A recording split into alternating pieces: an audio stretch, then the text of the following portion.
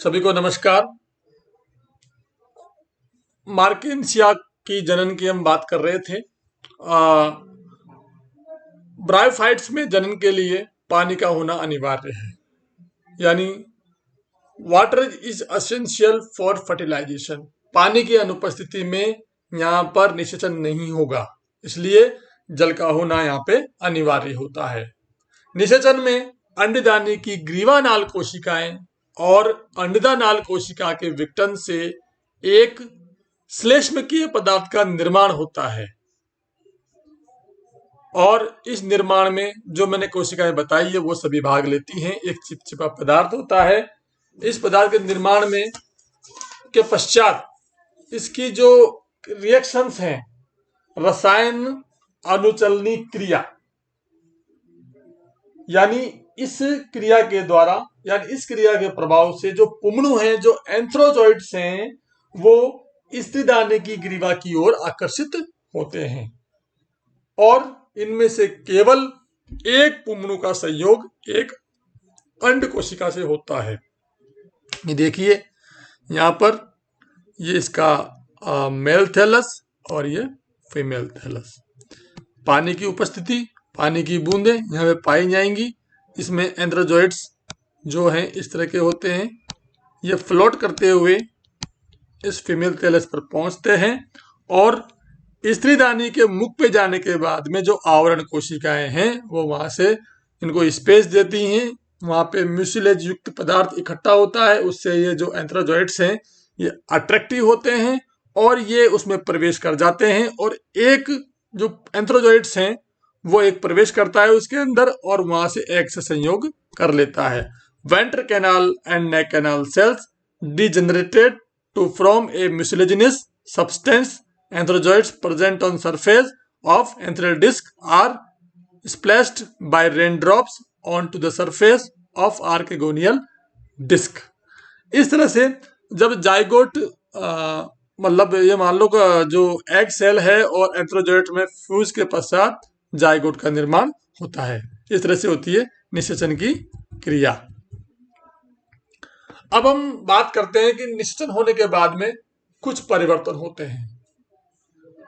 स्त्रीदानी में होती है प्रतिलोमन की क्रिया, यानी मैं पहले ही बता चुका हूं कि जो स्त्रीदानियां हैं वो इस तरह से होती है निषेचन से पहले। यानी जो मैच्योर जो स्त्रीदानी है वो सबसे केंद्र में होती है, और जो यंग होती है वो होती है पेरिफेरल यानी परिधीय भाग पर। डायग्राम में साफ स्पष्ट बता रखा है। मतलब निषेचन होने के पश्चात तुरंत जो व्रंत का जो केंद्रीय भाग है, जो ये वाला पार्ट है, और दोनों पार्टों में वृद्धि तो होती है, लेकिन जो केंद्रीय भाग है इसमें तेजी से वृद्धि होती है।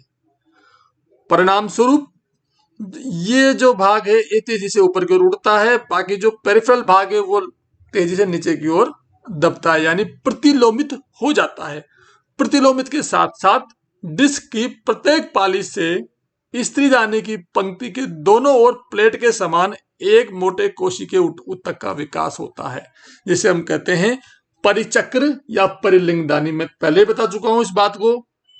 जो ये कवर करता है स्त्री दानियों को, यानी जितनी दानियां हैं उन सबको कवर करता है। प्रत्येक लोब को कवर करता है, यानी 8 पालियां हैं तो 8 जो पालियां हैं उन सबको कवर करता है, अलग अलग सेपरेट करता है सभी स्त्री दानियों को, और ये अलग अलग आइसोलेट रखता है इन सबको। मैंने पहले भी ये चीज बताई है। परिचक्र के साथ साथ डिस्क की अपाक्ष सतह से स्त्रीदानियों की पंक्तियों के बीच हरे हरे लंबे बेलनाकार प्रवर्त विकसित होते हैं, जिन्हें हम रश्मि कहते हैं या रेस कहते हैं। ये मैंने पहले बताया भी आपको थोड़ी देर पहले। ये है रेस, ये यहाँ पे बना हुआ है, ये यहाँ पे बना हुआ है, यानी प्रत्येक पाले में। इसलिए ये जो ये डिस्क है ये छतरी के समान हमको दिखाई देती है। अब हम बात करते हैं स्पोरोफाइट की, यानी सबसे महत्वपूर्ण पार्ट इस कोर्स का स्पोरोफाइट। यानी एग्जाम में हमेशा पूछा गया है कि मार्केंसिया के स्पोरोफाइट की संरचना आप समझाइए। तो इसके समझने के लिए स्पोरोफाइट का जो डायग्राम आपके सामने है, सबसे पहले हम बात करते हैं, इसे हम कहेंगे मैच्योर स्पोरोफाइट। मैच्योर स्पोरोफाइट यानी बीजाणुत विद। यानी जिससे स्पोर्स का निर्माण होता है। ये 3 स्पष्ट भागों में बांटा गया है। देखिए आप, फुट, सीटा और कैप्सूल। यानी यहां से जो यहां तक पार्ट है ये है फुट पार्ट, ये सीटा, और यहां से यहां तक जो पार्ट है ये है कैप्सूल। सबसे पहले बात करते हैं हम फुट की, यानी हिंदी में कह दो पाद। यह बीजाणुविद का आधार ये सघन पैरेन्काइमेटस कोशिकाओं का क्षेत्र होता है, और ये लंगर के आकृति के समान होता है, या ग्रंथिल कह सकते हैं इसको। तथा ये गैमेटोफाइट में जो उसमें अंत स्थापित रहता है, यानी जो स्पोरोफाइट है उसको उससे अटैच रखता है, उससे अंत स्थापित रखता है। इसका मुख्य कार्य क्या होता है? गैमेटोफाइट से पोषण का अवशोषण करना, ये इसका काम होता है। इसे कहते हैं फुट या पात। दूसरा पार्ट है इसका स्पोरोफाइट का सीटा। आपके सामने डायग्राम में दिखाया गया, इसमें देखिए आप, सीटा यहां से यहां तक। यह भी पैरेन्काइमेटस कोशिकाओं का बना होता है और फुट व कैप्सूल को संलग्न रखता है। इसकी कोशिकाएं रिक्तिका युक्त होती हैं। प्रारंभ में सीटा छोटा होता है, लेकिन जब जब कैप्सूल परिपक्व होता है इसकी लंबाई शीघ्र वृद्धि करती रहती है, तथा जिससे कैप्सूल जो जितने भी आवरण हैं आगे आए हैं, पेरिचिटियम है, इनसे मतलब जो स्पोरोफाइट है वो बाहर निकलता है। वो क्यों निकलता है? क्योंकि ये जो सीटा है ये पार्ट लगातार वृद्धि करता है, जिसके कारण ये जो स्पोरोफाइट है ये बाहर निकलता है। और स्पोरोफाइट तक जो पोषक पदार्थों का जो संवहन है, यानी कैप्सूल तक जो न्यूट्रिशंस हैं वो भी इसके माध्यम से उस तक पहुंचते हैं। तो ये पार्ट है सीटा। तीसरा पार्ट है कैप्सूल। परिपक्व अवस्था में कैप्सूल गोलाकार या अंडा, कैप्सूल देखो आप देखिए यहां से यहां तक जो पार्ट है ये कह सकते हैं इसको कैप्सूल। यहां पर देखो दिखाया गया है, ये है कैप्सूल। कैप्सूल की भित्ति एक कोशिका स्तर की बनी होती है तथा जैकेट की कोशिकाओं की भित्तियों में वलयाकार स्थूलन पाया जाता है। कैप्सूल गुहा में अनेक बीजाणु व इलेटर्स होते हैं। बीजाणु देखिए आप यहाँ पे, ये जो लंबे लंबे दिख रहे हैं ये तो है इलेटर्स, बाकी हैं बीजाणु, छोटे छोटे बीजाणु दिख रहे हैं यहाँ पे। असंख्य बीजाणु होते हैं, इलेटर्स होते हैं। बीजाणु की हम बात करते हैं तो बीजाणु गोल होते हैं, चतुष्फलकीय होते हैं और 12 से 30 माइक्रोन व्यास के होते हैं। बीजाणु भित्ति मोटी व 2 स्तरीय होती है। बीजाणु में एक तो होती है एक्सोस्पोर और दूसरी होती है एंडोस्पोर, बाह्य चोल अंतर्चोल। प्रत्येक बीजाणु में कणिकामय कोशिका द्रव्य और सुस्पष्ट केंद्रक यहाँ पे पाया जाता है, इस तरह से। और इसके अलावा जो दूसरी संरचना पाई जाती है वो है इलेटर। इलेटर आपको देखो यहाँ पे दिखाई दे रहे हैं, यहां से इतना लंबे स्ट्रक्चर ये है इलेटर्स। ये एक कोशिकीय लंबे बेलनाकार व तर्करूपी होते हैं। इनकी अंतःभित्ति पर 2 सर्पिल स्थूलन बैंड पाए जाते हैं। परिपक्व इलेक्ट्रो में जीव द्रव्य का अभाव होता है। ये हाइग्रोस्कोपिक होते हैं या आर्द्रताग्राही होते हैं और बीजाणुओं के प्रकीर्णन में सहायक होते हैं, यानी ये बाहर से एनवायरनमेंट से मॉइस्चर को एब्जॉर्ब करते हैं और जो कैप्सूल के स्फुटन में सहायता प्रदान करते हैं। इस तरह से ये स्पोरोफाइट की एक संरचना है जो परीक्षा की दृष्टि से बहुत महत्वपूर्ण है, एग्जाम में आती है। अब हम बात करते हैं कैप्सूल का स्फुटन किस प्रकार से होता है।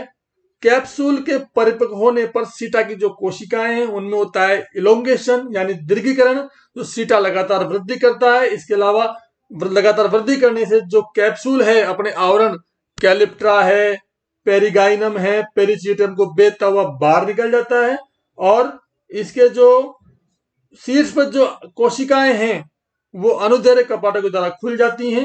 ये देखो खुल रही है, यहाँ पे सारा पार्ट खुल रहे हैं और जो स्पोर्स हैं यानी जो बाहर निकल जाते हैं, क्योंकि जो इलेटर्स हैं वो शुष्क वायु के संपर्क में आने से कुंडलित हो जाते हैं, जिससे बीजाणु पर दबाव पड़ता है और बीजाणु बिखरने लगते हैं तब वायु के प्रवाह के साथ साथ बीजाणु यहाँ से डिस्पर्सल होने प्रारंभ हो जाते हैं। इस तरह से जो बीजाणु हैं उनका प्रकीर्णन होता है और फिर वो नए थैलेस को जन्म देता है।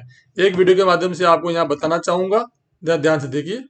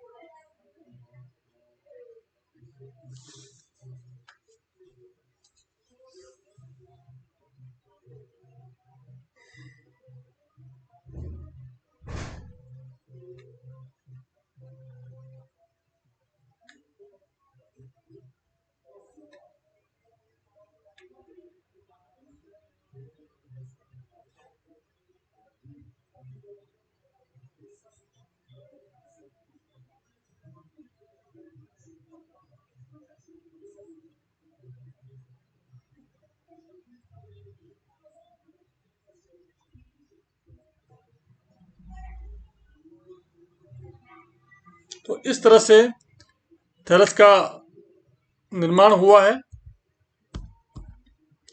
सभी को बहुत बहुत धन्यवाद। और इस तरह से हमारा जो पार्ट है मार्केंसिया का जो पूरा लाइफ साइकिल है वो आज पूर्ण होता है।